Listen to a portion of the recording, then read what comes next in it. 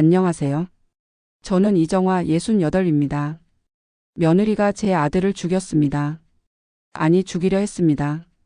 장례식을 치르고 관 앞에서 울고 모든 걸 보냈다고 믿었던 그날. 저는 폴더폰에 남아있던 녹음 파일 하나를 발견했습니다. 문 안에서 들려온 낮고 거친 남자 목소리. 빨리 끝내. 누가 온 것 같아. 그 순간 저는 깨달았습니다. 제가 묻은 건 아들이 아니라 거짓말이었다는 걸. 제 어처구니 없는 이야기를 꼭 들어주세요. 저는 역 근처에서 오래 김밥집을 했습니다. 새벽 5시면 일어나 시장을 다녀오고 단무지를 썰고 김을 굽고 밥을 지었어요. 손님들은 저를 김밥 이모라고 불렀고 저는 그 이름이 싫지 않았습니다. 손에 참기름 냄새가 배고 앞치마에 고추장 자국이 남아도 이 일이 제 자랑이었어요. 형석이는 제 외아들입니다. 대학을 나와 작은 회사에 다니던 아이가 3년 전 선희를 데려왔을 때 저는 마음속으로 안도했습니다. 이제 우리 아들도 가정을 꾸리는구나. 형석이는 어릴 적부터 조심스러운 성격이었어요. 밤에는 운전을 싫어했고 물가도 잘 가지 않았습니다. 엄마, 어두우면 길이 안 보여서 무서워. 여름 휴가 때도 산을 가자고 했지 바다는 한 번도 가자고 한 적이 없었어요. 사람들 앞에 나서는 것도 꺼려했고 목소리 큰 사람만 봐도 움츠러들곤 했습니다. 그런 아이가 결혼을 한다니 저는 기뻤습니다. 누군가 우리 형석이를 지켜줬으면 좋겠다. 선희는 처음 뵀을 때부터 싹싹했습니다. 명절 때마다 먼저 전화를 걸어 무난 인사를 했고 제가 김밥집 일로 허리가 아프다고 하면 파스를 사다 주기도 했어요. 어머님, 이거 효과 좋대요. 꼭 붙이세요. 형석이 앞에서는 늘 저를 어머님이라고 정중하게 불렀습니다. 어느 날 형석이와 선희가 함께 집에 왔을 때였어요. 선희는 제 손을 꼭 잡으며 말했습니다. 어머님, 제가 형석이 잘 챙길게요. 걱정 마세요. 형석이는 그 옆에서 수줍게 웃고 있었고 저는 그 모습이 참 보기 좋았습니다. 우리 형석이가 좋은 사람 만났구나. 하지만 결혼 후 뭔가 달라지기 시작했습니다. 결혼 후 몇 달이 지나고 저는 가끔 반찬을 싸서 아들 집에 들렀습니다.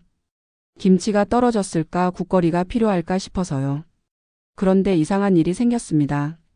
선희는 문을 제대로 열어준 적이 없었어요. 초인종을 누르면 문은 늘 살짝만 열렸습니다.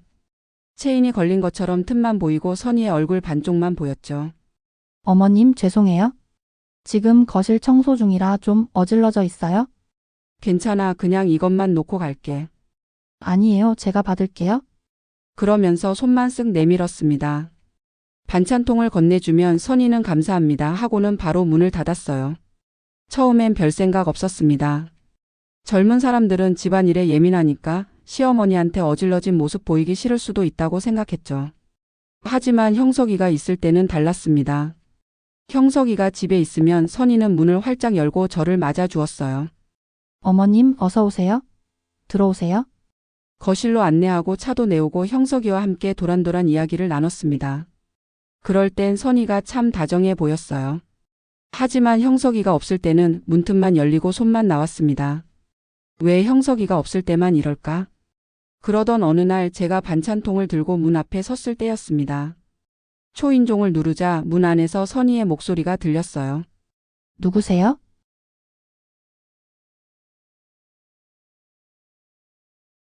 나야, 선희야. 아, 잠깐만요. 문이 열리기까지 시간이 좀 걸렸습니다. 그동안 안에서 뭔가 부스럭거리는 소리, 빠르게 움직이는 발소리가 들렸어요. 심지어 낮은 남자 목소리 같은 것도 들렸습니다. 뭐지? 텔레비전 소리인가? 그리고 드디어 문이 열렸을 때 저는 문틈 사이로 현관 안쪽을 슬쩍 봤습니다. 현관 매트 위에 슬리퍼가 2켤레 놓여 있었어요. 하나는 선희가 신던 작은 여성용 슬리퍼. 그런데 그 옆에 분명히 남성용 슬리퍼가 하나 더 있었습니다. 사이즈도 컸고 색깔도 검은색이었어요. 순간 가슴이 서늘해졌습니다. 형석이 집에 있나? 선희가 황급히 대답했습니다. 아니요, 회사 갔어요. 그거 형석이 거예요? 어제 신고 그냥 놔뒀나 봐요. 아, 그래? 저는 그냥 고개를 끄덕였습니다. 하지만 마음 한구석이 불편했어요. 형석이는 집에서 슬리퍼를 신는 스타일이 아니었거든요. 그 애는 양말만 신고 다니는 걸 좋아했어요. 게다가 저 슬리퍼는 형석이 사이즈보다 더 커 보였습니다.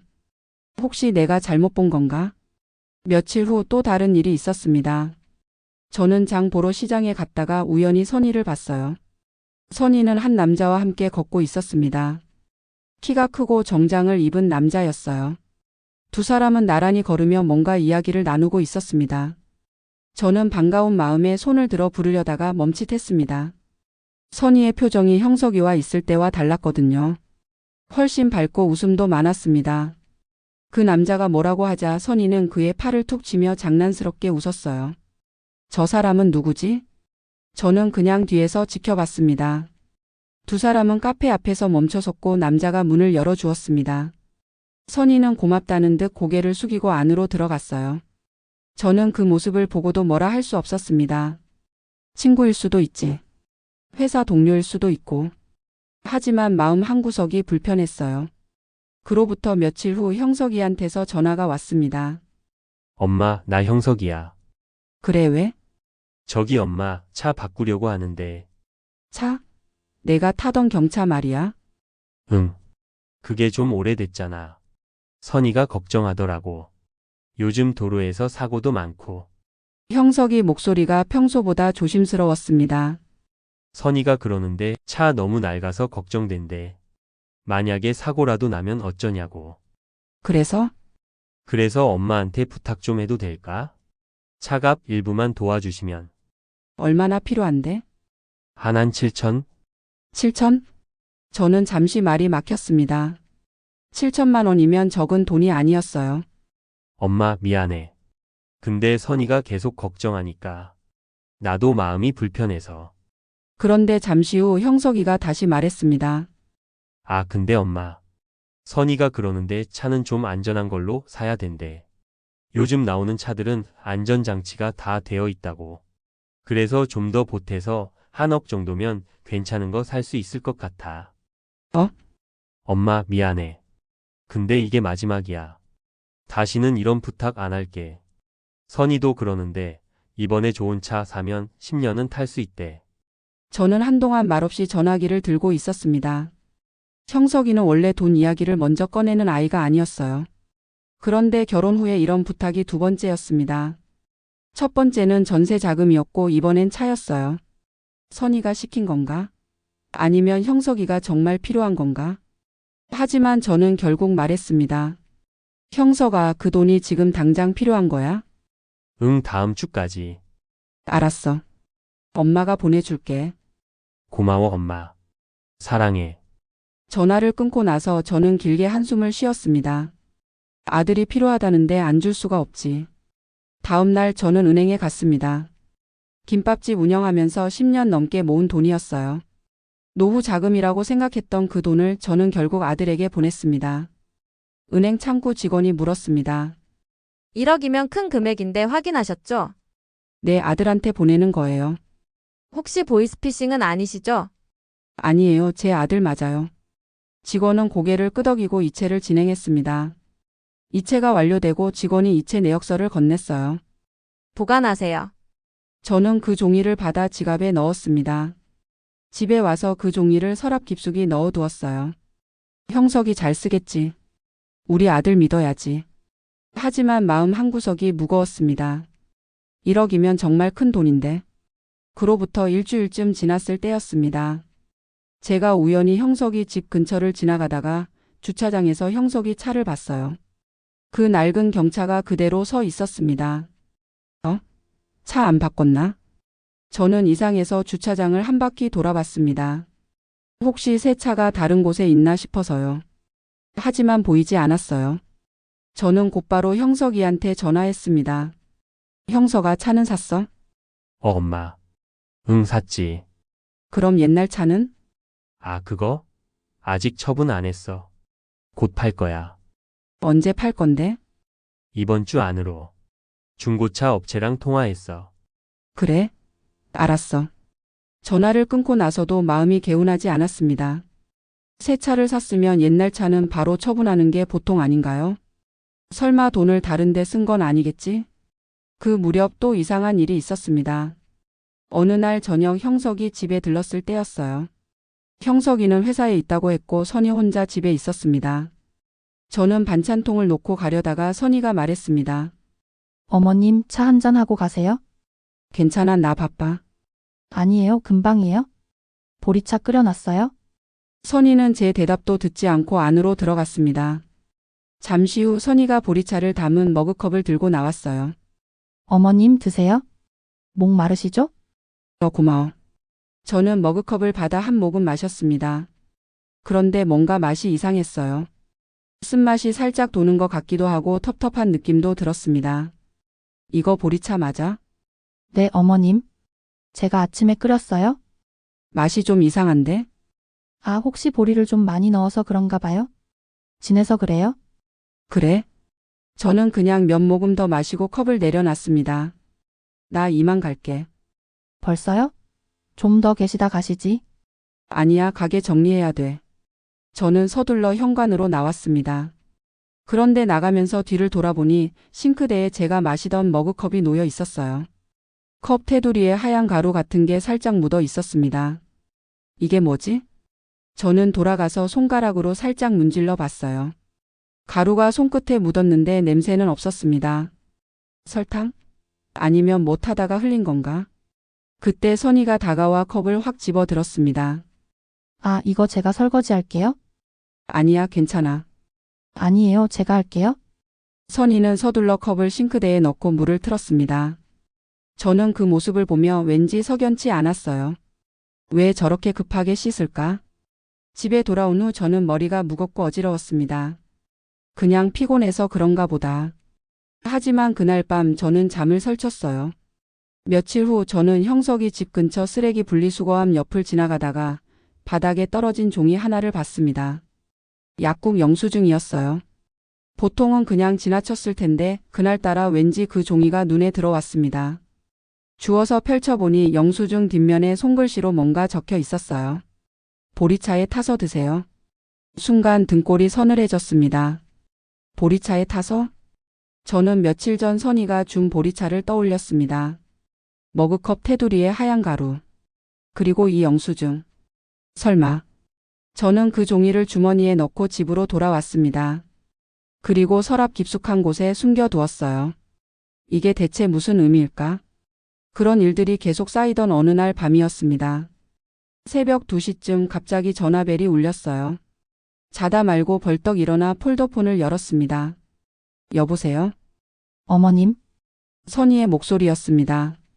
그런데 평소와 달리 떨리고 있었어요. 왜, 무슨 일이야? 어머님 형석이가, 형석이가 왜? 무슨 일 있어? 형석이가 밤낚시 갔다가 그만 뭐? 무슨 소리야? 사고가 났어요? 물에 빠졌대요? 지금. 선희의 목소리가 흐느껴 끊겼습니다. 저는 손이 떨려서 전화기를 거의 떨어뜨릴 뻔했어요. 물에 빠졌다고? 형석이가? 네, 경찰서에서 연락 왔어요? 어머님, 빨리 오세요. 전화가 끊겼습니다. 저는 그 자리에서 한동안 멍하니 서 있었어요. 밤낚시? 말이 안 됐습니다. 형석이는 밤 운전을 싫어했습니다. 어릴 적부터 밤에 차를 타면 멀미를 했고 어두운 길을 무서워했어요. 엄마, 밤에는 사고 많이 난대. 무서워. 그런 애가 밤에 낚시를 간다고? 게다가 형석이는 물가를 좋아하지도 않았습니다. 대학 때 친구들이 낚시 가자고 해도 늘 거절했어요. 나는 물 무서워. 너희끼리 가. 그런 아이가 혼자 밤낚시를? 이상해. 뭔가 이상해. 저는 서둘러 옷을 입고 장례식장으로 향했습니다. 영안실 앞에 도착했을 때 선희가 의자에 앉아 울고 있었어요. 어머님, 형석이는? 우리 형석이는 어디 있어? 안에 있어요? 저는 떨리는 다리로 안으로 들어갔습니다. 그런데 관뚜껑은 닫혀 있었어요. 왜 얼굴을 못 보게 해? 장례식장 직원이 조심스럽게 다가와 말했습니다. 유족분 치진 상태가 좋지 않습니다. 물에 오래 있었고 외부 충격도 있어서 그래도 얼굴은 봐야 되잖아요. 권하지 않습니다. 신원은 이미 확인됐습니다. 직원이 작은 봉투를 건넸습니다. 신분증과 휴대전화입니다. 저는 그 봉투를 받아 들었어요. 봉투 겉면에 작은 스티커가 붙어 있었는데 거기 펜글씨로 이렇게 적혀 있었습니다. 신원미상 처리 기록 있음. 신원미상? 아, 그건 처음 발견됐을 때 신원 확인이 어려워서 그렇게 기록됐던 겁니다. 나중에 확인됐어요. 확인은 어떻게 했어요? 신분증이 주머니에 있었고 휴대전화도 함께 발견됐습니다. 저는 그 말을 듣고도 뭔가 석연치 않았지만 그때는 정신이 없었습니다. 정말 우리 형석이 맞나요? 네, 맞습니다. 하지만 저는 믿을 수 없었어요. 얼굴도 확인하지 못했는데 어떻게 믿을 수 있나요? 장례식은 빠르게 진행됐습니다. 영정 앞에 초를 붙이다가 제 왼손에 초가 닿아 작은 물집이 생겼어요. 아팠지만 그것보다 더 아픈 건 마음이었습니다. 형서가 엄마가 미안하다. 장례가 끝나고 저는 집으로 돌아왔습니다. 텅 빈 집에 혼자 앉아 폴더폰을 열었어요. 그런데 화면에 이상한 알림이 떠 있었습니다. 녹음 파일 저장됨. 녹음? 저는 녹음 파일을 열어봤습니다. 그리고 재생 버튼을 눌렀어요. 누구세요? 나야 선이야. 아, 잠깐만요. 그건 며칠 전 제가 선이 집 문 앞에서 나눴던 대화였습니다. 초인종을 누를 때 무심코 녹음 버튼을 눌렀던 모양이에요. 그런데 녹음을 계속 듣자 이상한 소리가 들렸습니다. 문 안쪽에서 낮고 거친 남자 목소리가 섞여 있었어요. 빨리 끝내. 누가 온 것 같아. 그건 텔레비전 소리가 아니었습니다. 분명히 사람 목소리였어요. 이게 뭐지?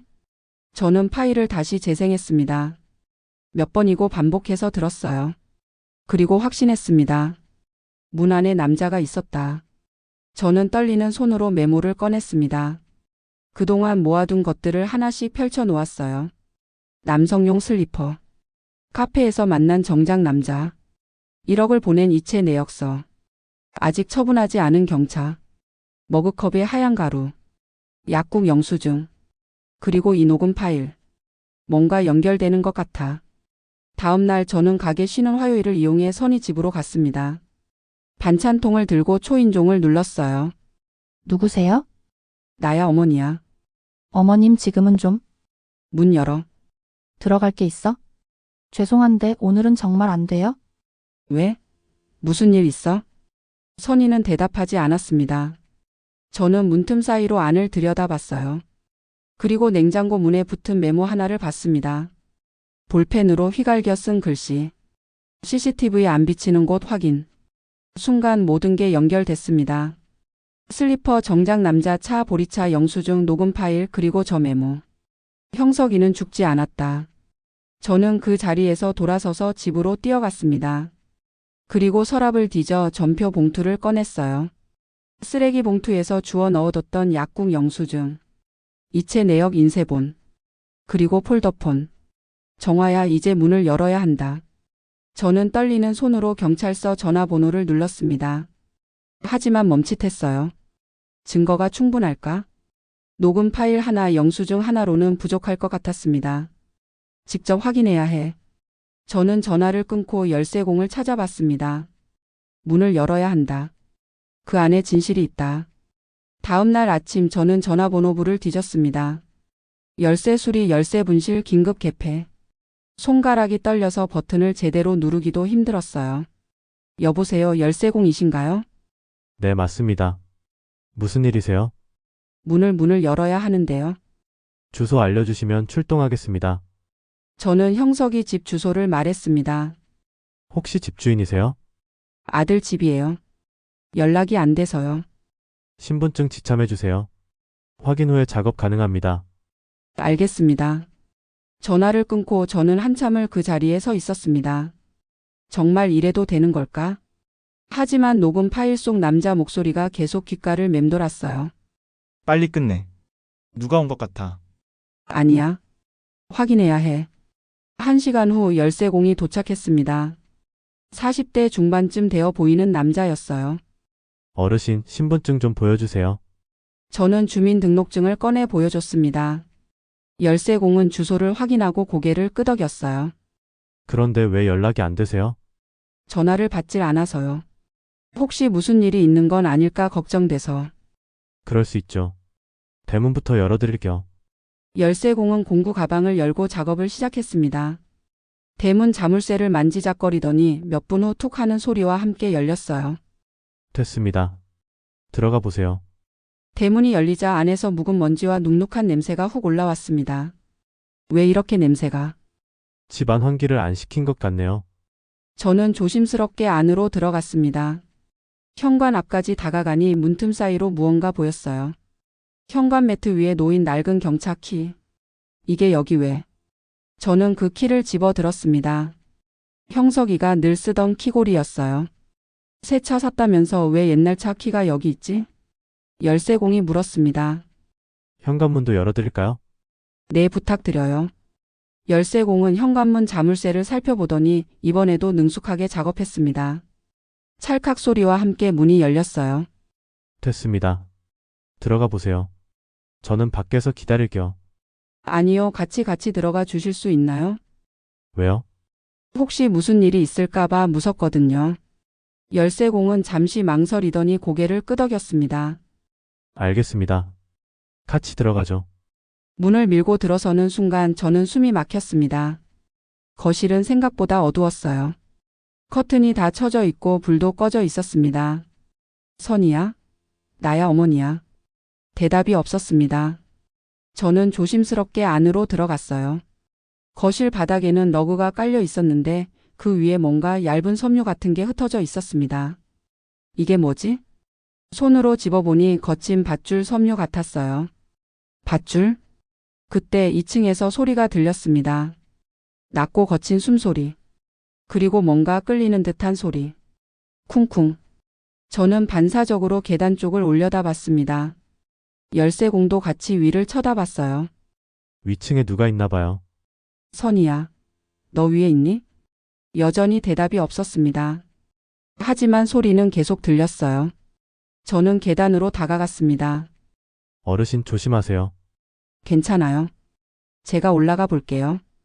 계단을 한 칸씩 올라가는데 가슴이 쿵쿵 뛰었습니다. 그리고 2층 복도에 도착했을 때 저는 그 광경을 보고 비명을 삼켰습니다. 복도 끝 작은 방문 앞 바닥에 형석이가 있었습니다. 밧줄에 묶인 채 입에는 천이 물린 상태로 벽에 기대 비틀거리며 버티고 있었어요. 형석아. 저는 소리 지르며 달려갔습니다. 형석이는 저를 보자 눈을 크게 떴어요. 눈물이 주르륵 흘러내렸습니다. 형석이는 뭔가 말하려 했지만 입에 천이 물려서 소리가 나오지 않았어요. 형석아, 엄마 왔어. 괜찮아. 저는 형석이한테 달려가 밧줄을 풀려고 했습니다. 그런데 그때였어요. 복도 안쪽 안방문이 열리며 누군가 나왔습니다. 하얀 가운을 걸친 남자. 손에는 검은색 의료 가방을 들고 있었어요. 누구세요? 남자는 저를 보더니 차갑게 물었습니다. 저는 그 남자를 봤어요. 시장에서 선희와 함께 걷던 카페로 들어가던 그 정장 남자였습니다. 당신이 누구야? 남자는 대답하지 않았습니다. 대신 뒤에서 또 다른 사람이 나왔어요. 선희였습니다. 손에 식칼을 쥐고. 어머님, 여기서 뭐 하세요? 선희의 목소리는 차갑고 낮았습니다. 평소에 듣던 그 다정한 목소리가 아니었어요. 선희야, 내가 무슨 짓을 한 거야? 무슨 짓이라뇨? 그냥 제 인생 사는 거예요? 형석이를 이렇게 묶어놓고? 이게 무슨 짓이야? 선희는 천천히 계단 쪽으로 걸어왔습니다. 칼을 든 손이 미세하게 떨리고 있었어요. 어머님은 몰라도 돼요? 그냥 가세요? 못 가. 형석이 데리고 가야 돼. 어머님, 선희가 칼끝을 제 쪽으로 향하며 말했습니다. 한 발짝만 더 오면 어머님 먼저 해요? 저는 그 자리에 얼어붙었습니다. 선희의 눈빛이 진심이었어요. 정말로 칼을 쓸 것 같았습니다. 그때 하얀 가운을 입은 남자가 의료 가방에서 주사기를 꺼냈습니다. 시간 없다. 이쪽부터 끝내. 끝낸다고? 뭘 끝낸다는 거야? 저는 소리쳤습니다. 남자는 저를 보며 차갑게 말했습니다. 방해하지 마세요. 우리 일입니다. 일? 이게 무슨 일이야? 사람을 이렇게 묶어놓고. 선희가 끼어들었습니다. 어머님 이해 못 하실 거예요? 그냥 가세요? 이 집은 이제 상관없는 집이에요? 그 사람은 이미 장례를 치렀잖아요? 뭐? 저는 선희를 똑바로 쳐다봤습니다. 장례를 치렀다고? 그럼 관 안에 있던 건 누구야? 모르는 사람이죠? 신원 확인 안 된 시신이요? 선희는 태연하게 말했습니다. 마치 아무것도 아닌 것처럼. 미쳤구나, 너 정말 미쳤어. 미쳤다고요? 어머님은 몰라요? 이 집에서 얼마나 갇혀 살았는지, 형석이랑 살면서 얼마나 답답했는지, 그래서 이런 짓을 한 거야? 사람을 죽이려고? 죽이는 게 아니에요. 그때 하얀 가운 남자가 말했습니다. 팔 거예요. 뭐? 장기. 팔 겁니다. 저는 그 말에 온몸이 얼어붙었습니다. 장기를 판다고? 남자는 주사기를 들어 올리며 말했습니다. 건강한 젊은 남성이에요. 수요가 많죠. 신장 하나, 간 일부, 각막까지. 다 팔면 꽤 되죠. 이 미친 놈들아. 저는 소리치며 형석이한테 달려가려 했습니다. 하지만 선희가 제 앞을 막아섰어요. 칼끝이 제 목 울대에 닿았습니다. 어머님 정말 한 발짝만 더 오면? 선희야, 정신 차려. 이건 범죄야. 사람을 죽이는 거라고. 죽이는 게 아니래요? 장기만 떼고 살려줄 거예요? 그게 죽이는 거랑 다를 게 뭐야. 선희의 손이 떨렸습니다. 칼끝이 제 목에 살짝 닿아 따끔한 느낌이 들었어요. 그때였습니다. 아래층에서 열쇠공의 목소리가 들렸어요. 어르신, 괜찮으세요? 선희와 남자가 동시에 뒤를 돌아봤습니다. 저는 그 틈을 놓치지 않았어요. 쿵 하고 계단 첫 단을 밟으며 형석이 쪽으로 몸을 던졌습니다. 형석아. 선희가 소리쳤습니다. 잡아. 저 늙은이 잡아. 하얀 가운 남자가 저한테 달려왔어요. 저는 형석이 입을 막고 있던 천을 잡아당겼습니다. 찢어지는 소리와 함께 천이 벗겨졌어요. 으악, 형석이가 비명을 질렀습니다. 엄마, 엄마. 형석아, 괜찮아. 엄마가 왔어. 저는 밧줄을 풀려고 했지만 너무 단단하게 묶여 있었어요. 그때 남자가 제 팔을 붙잡았습니다. 나. 저는 발버둥 쳤지만 남자는 힘이 셌어요. 가만히 있어요. 남자가 저를 밀쳐냈고 저는 바닥에 넘어졌습니다. 등이 벽에 부딪히며 숨이 턱 막혔어요. 선희가 다가와 저를 내려다봤습니다. 어머님 왜 이래요? 그냥 가시면 되는데? 못 가, 형석이 두고는 못 가. 그럼 어쩔 수 없네요? 선희가 칼을 들어 올렸습니다. 저는 눈을 질끈 감았어요. 이제 끝이구나. 하지만 그 순간 현관문이 또 한 번 세게 열리는 소리가 들렸습니다. 그리고 외침. 경찰입니다. 모두 손들어. 저는 눈을 떴습니다.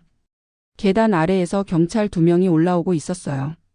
선희와 남자는 멈칫했습니다. 어떻게? 열쇠공이 경찰 뒤에 서서 말했습니다. 제가 신고했어요. 위층에서 이상한 소리 들려서. 열쇠공은 손에 핸드폰을 들고 있었어요. 화면에는 방금 찍은 사진들이 보였습니다. 밧줄에 묶인 형석이, 칼을 든 선희, 주사기를 든 남자. 사진도 다 찍었어요. 증거 확보했습니다. 경찰이 빠르게 올라와 선희와 남자를 제압했습니다. 손들어. 칼 내려놔. 선희는 칼을 떨어뜨렸어요. 칼이 바닥에 떨어지며 쨍그랑 소리를 냈습니다. 남자는 도망치려 했지만 다른 경찰이 막았어요. 움직이지 마. 남자는 의료 가방을 바닥에 떨어뜨렸습니다. 가방에서 주사기가 굴러 나왔어요. 구급대가 들어와 형석이 밧줄을 풀어줬습니다. 괜찮으세요? 형석이는 제대로 말을 못했어요. 너무 오래 묶여 있었던 탓에 몸을 가누지 못했습니다. 구급대원이 형석이를 부축해 일으켰어요. 병원 가셔야 해요. 탈수 증상이 있어 보입니다. 저는 형석이한테 다가가 손을 잡았습니다. 따뜻한 손. 살아있는 체온.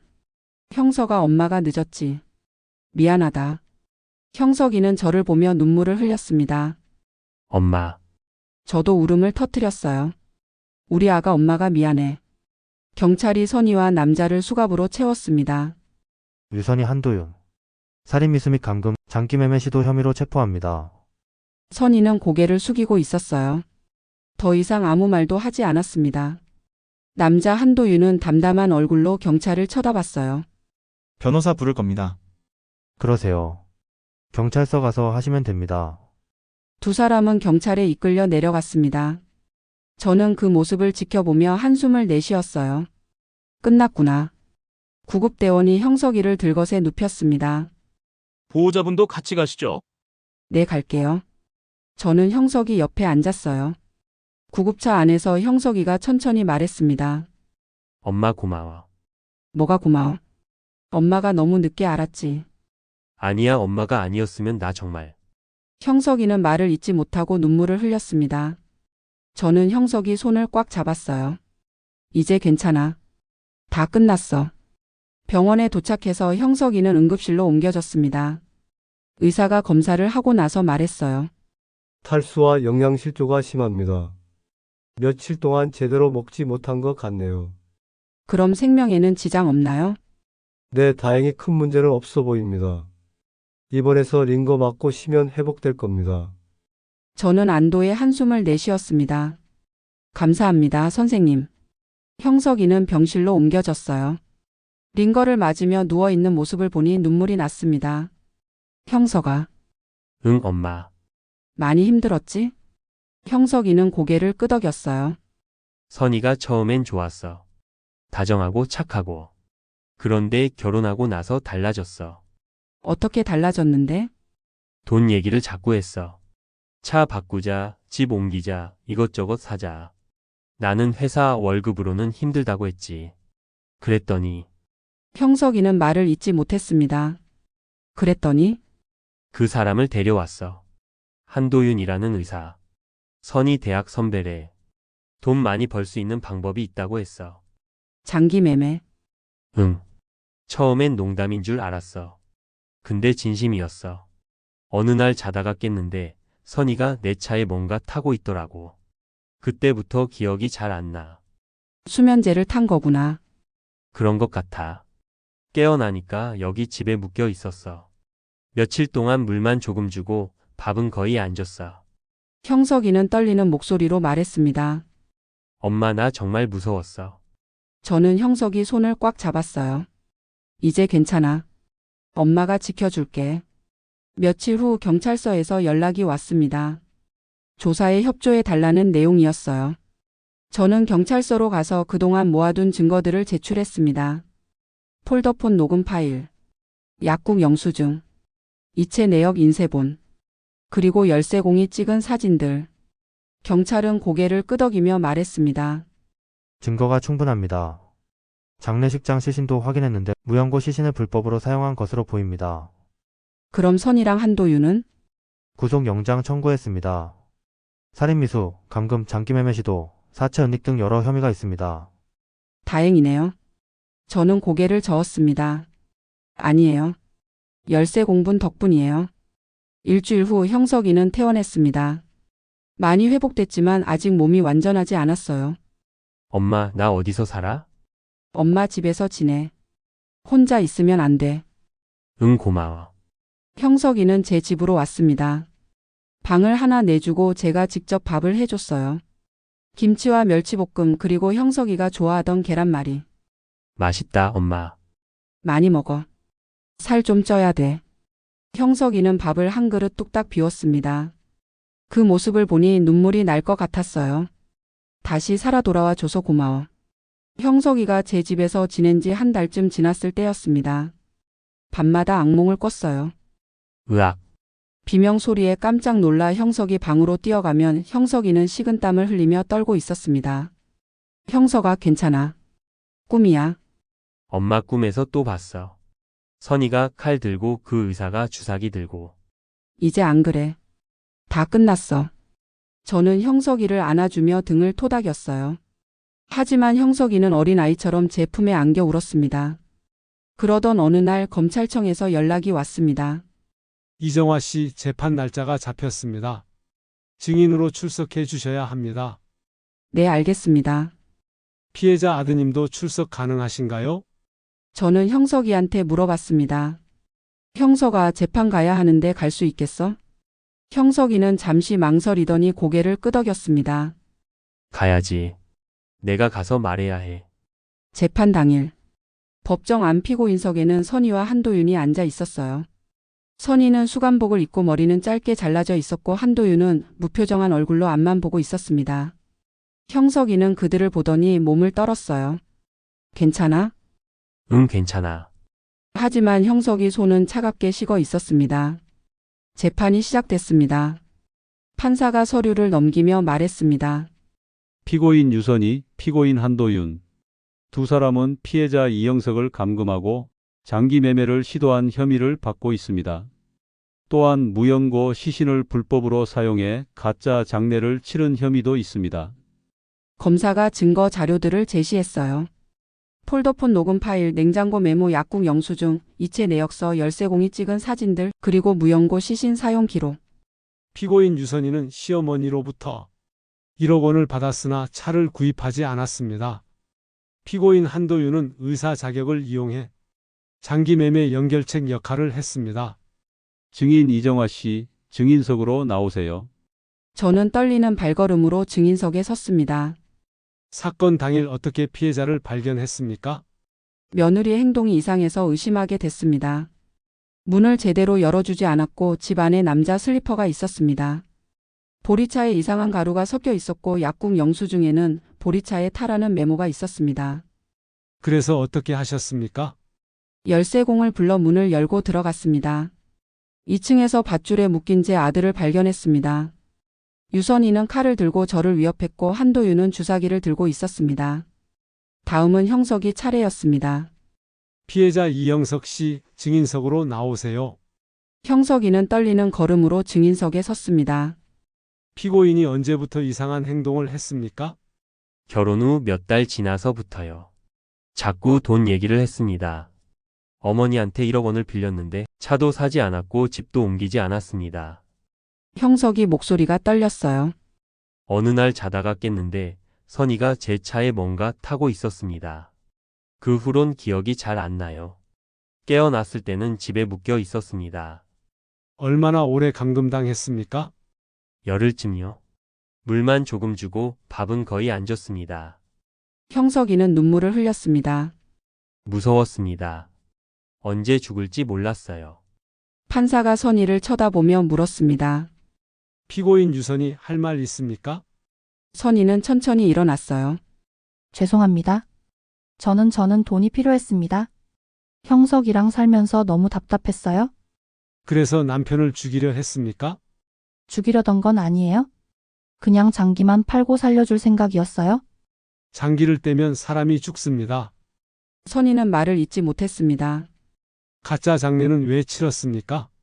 한도윤이 시키는 대로 했어요? 무연고 시신을 구해서 형석이가 죽은 것처럼 꾸미라고요? 보험금도 타려고 했습니다. 선희는 고개를 숙였습니다. 한도윤 차례였습니다. 피고인 한도윤 할 말 있습니까? 한도윤은 담담한 얼굴로 일어났어요. 묵비권을 행사하겠습니다. 판사는 눈살을 찌푸렸어요. 피고인이 반성하는 태도가 보이지 않습니다. 검사가 최종 의견을 냈습니다. 재판장님, 이 사건은 사전에 치밀하게 계획된 범죄입니다. 피고인들은 피해자를 감금하고 장기를 팔아 이득을 취하려 했습니다. 피고인 유선희에게는 징역 10년을, 피고인 한도윤에게는 의사 면허 취소와 함께 징역 15년을 구형합니다. 법정이 술렁였습니다. 며칠 후 선고 공판이 열렸습니다. 판사가 망치를 들어 올렸습니다. 피고인 유선이 징역 7년, 쿵 망치가 내려쳤습니다. 선희는 그 자리에서 주저앉아 울었어요. 피고인 한도윤 의사 면허 영구 취소 및 징역 10년, 쿵 망치가 다시 내려쳤습니다. 이상으로 선고를 마칩니다. 법정을 나서며 형석이가 말했습니다. 엄마 끝났네. 그래. 이제 끝났어. 저는 형석이 손을 꽉 잡았어요. 형석이는 오랜만에 진짜 미소를 지었습니다. 그로부터 몇 달이 지났습니다. 형석이는 회사에 복직했고 새로운 원룸을 구했습니다. 엄마, 나 이제 혼자 살아도 될 것 같아. 정말? 응. 이제 괜찮아. 악몽도 덜 꾸고. 이사 가는 날 저는 형석이한테 반찬통을 잔뜩 싸줬습니다. 김치, 멸치볶음, 계란말이, 된장찌개. 이거 다 어떻게 먹어? 조금씩 먹으면 되지. 냉장고에 넣어뒀다가. 형석이는 반찬통을 들고 문을 나섰습니다. 조심히 가. 응, 엄마. 사랑해. 나도 사랑해, 우리 아들. 다음 주말 형석이가 집에 왔습니다. 식탁에는 김치찌개와 제육볶음 계란말이가 놓여 있었어요. 엄마, 진짜 맛있어. 밥을 먹으며 형석이가 조심스럽게 물었습니다. 엄마, 나 다시 사랑해도 될까? 저는 잠시 멈칫했습니다. 무슨 소리야? 회사에 괜찮은 사람이 있어. 착하고 다정하고. 저는 형석이를 쳐다봤습니다. 그래. 당연하지. 이번엔 서로를 속이지 않는 사랑이어야 한다. 형석이는 고개를 끄덕였습니다.